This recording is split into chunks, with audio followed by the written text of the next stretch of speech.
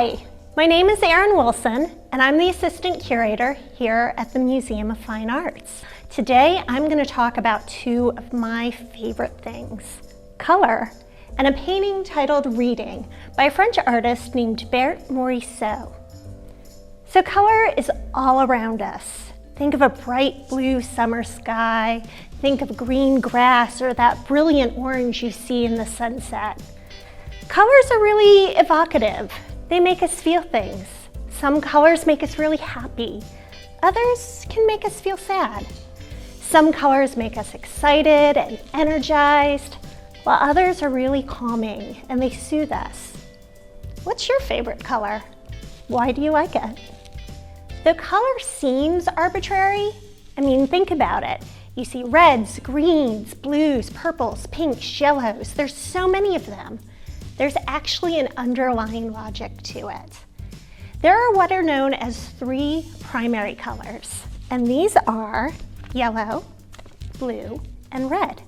And something really great happens when you combine these primary colors with one another. When you combine blue and yellow, you get a secondary color, green. When you combine yellow and red, you get the secondary color, orange. And when you combine blue and red, you get the secondary color, purple. So this science of color really fascinated artists like Berthe Morisot, and you can see their explorations in color in the works they painted. So here, Morisot has created a really calm scene. It's titled Reading because it's just that. It's a girl reading a book on a bright summer's day.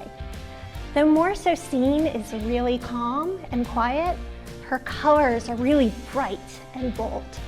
What Morisot did here was use something called complementary colors. And to go back to the color wheel, complementary colors are color opposites. So red and green are complementary colors of one another.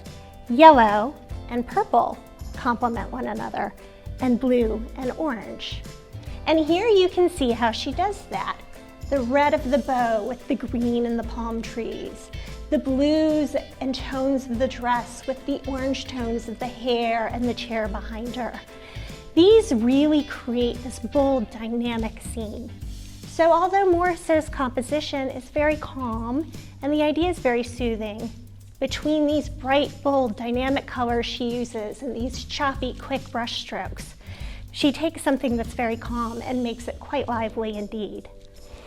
So think about what images you can make with primary, secondary, and complementary colors. Who knows, maybe I'll be discussing your works next. This is not the only work that uses complementary colors in our collection. You want to see more? Come visit us anytime at the Museum of Fine Arts in St. Petersburg, Florida.